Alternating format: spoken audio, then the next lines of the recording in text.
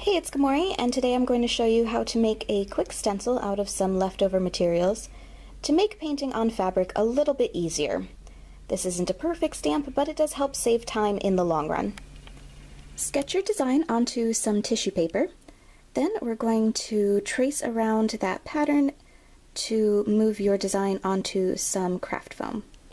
Cut the design out of the craft foam. Now it's time to add a handle.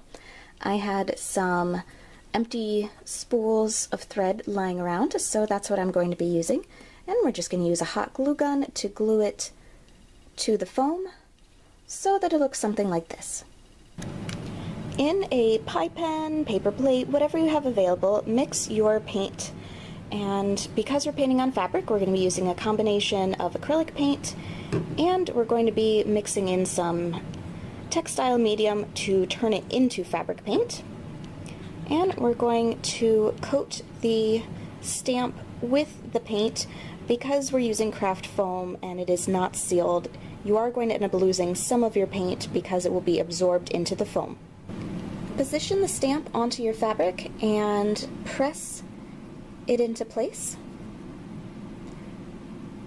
Lift up to remove your stamp, and while it's not a completely perfect shape, it gives you a great basis to start with your design.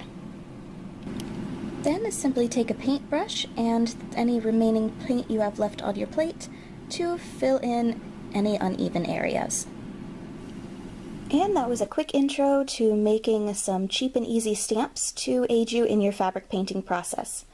For more sewing and crafting related tutorial videos, please subscribe, and thank you very much for watching.